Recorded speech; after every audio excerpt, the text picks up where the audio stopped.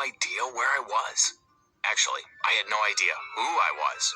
I felt panic rising up inside of me and wanted to scream, but I managed to suppress it. The door opened and a man wearing a white coat came into the room. "Hello, Darren. How are you feeling?" I looked around me. There was no one else in the room, so he was obviously talking to me. "Is that who I am? Am I Darren?" "Yes, you are. Can you remember anything at all?" I shook my head. "No, I don't. Where am I?" "You're in the hospital. You had a fall and banged your head. But before I go on, make sure you like and subscribe and hit that notification bell to make sure you don't miss out on any more crazy stories." The doctor explained to me that I was suffering from amnesia because of the fall. It doesn't usually last forever. It might take you a few days or up to a few months to get your memory back. You just rest now. I'll get one of the nurses to bring you something to eat.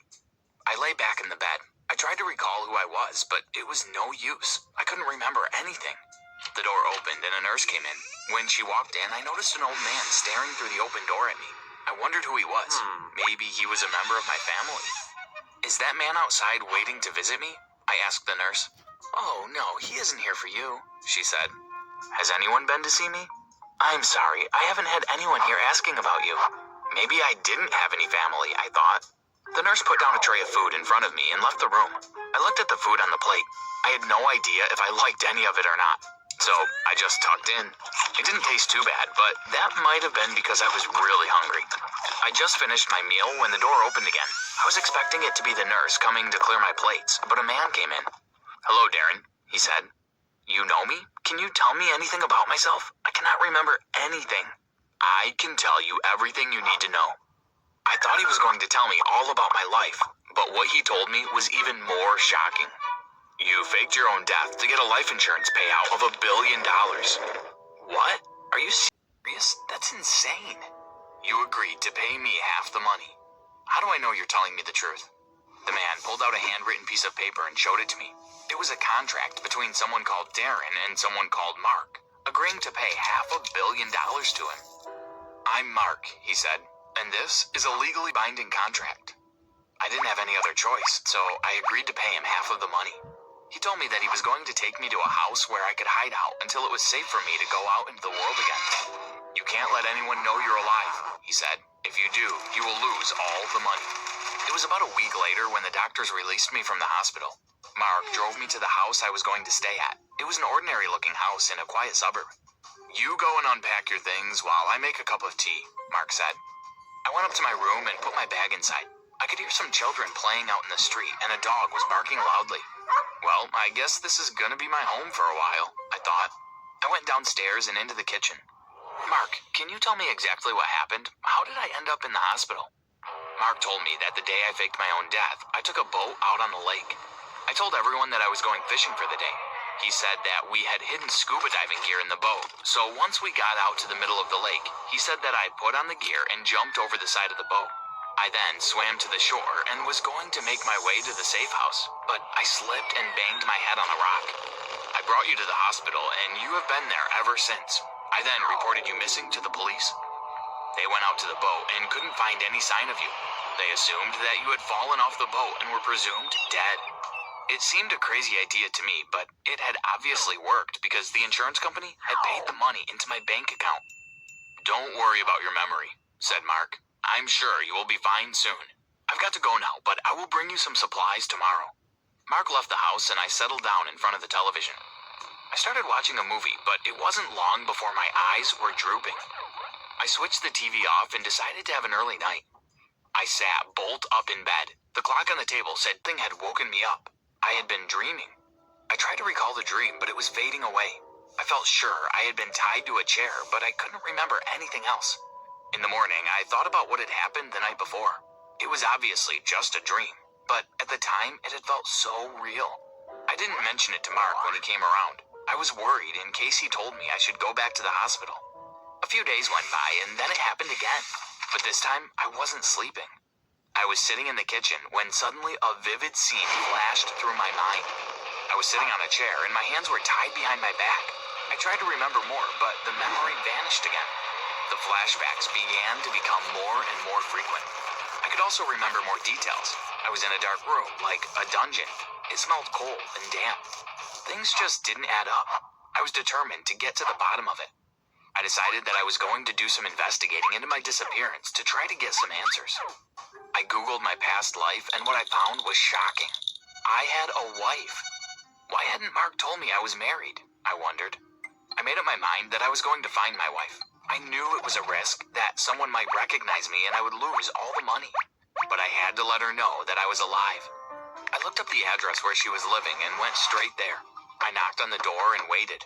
A blonde-haired woman opened the door. When she saw me, her face fell in shock. "Darren, you're alive," she said. I told her everything that had happened. "I have amnesia. I don't even remember your name," I said. "It's Donna. The police searched the lake and the surrounding areas, but there was no trace of you." I told her that Mark had helped me when I fell, that he had taken me to the hospital. "Who is Mark?" she asked. "I don't really know. He told me that he was my friend." "What does Mark look like?" I described Mark to her. "Wait a minute. I know exactly who that is, and his name isn't Mark. That is Billy, and he's your arch enemy." "Huh? Arch enemy? Billy has been out to get you ever since you graduated high school. I think he might be crazy, but he said that he helped me." "No, he would never help you. He hates you. He is definitely lying to you." I'm so confused. "I think that he was using you to get the money. I bet it was his idea all along."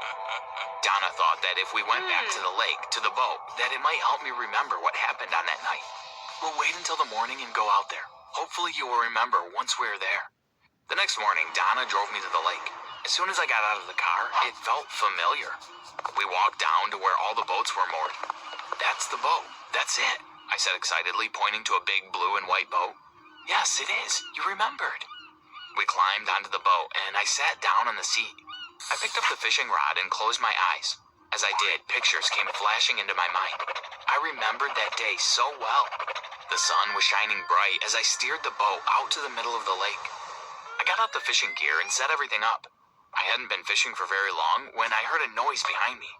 It sounded like someone was climbing onto the boat. As I turned to see who it was Mark, or rather Billy. He lunged at me and knocked me to the floor. I tried to fight back, but when I had fallen, I hit my head on something. After that, everything went black. The next thing I remember was waking up in the hospital. Well, if it was Billy that attacked you, there's no way he would have been the one that took you to the hospital. I wonder who it could have been. I had no idea who it was that helped me as I was out cold. I sat there staring back to shore. That's when I saw him. It was the old man that I had seen in the hospital. He was standing on the shore and staring out at us on the boat. "Look," I said. "Do you see that old man? I think he might know something about it. He came to the hospital when I woke up from my coma." We started the boat up and headed back to shore. As we got closer, the man walked up to meet us. "Do you know me?" I shouted. "Yes, Darren, I know you," he said. "I am your friend, Terry." I didn't remember who he was, but I felt like I could trust him. "Was it you that took me to the hospital?" He nodded. "I was suspicious about his intentions. I was sure he was going to hurt you, so I followed you out here to keep an eye on you."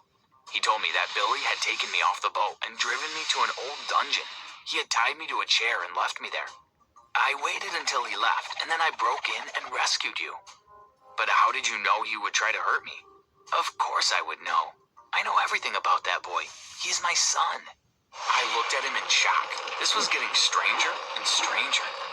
"So you're telling me that Billy is your son? Why didn't you tell me when you saw me at the hospital?"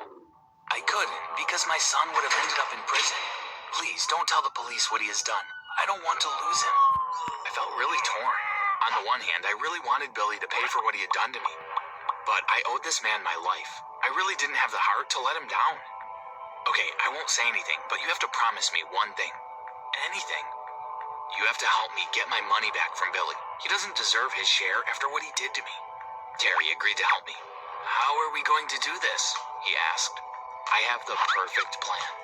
I told Terry to tell Billy that Donna was going out on the boat on her own.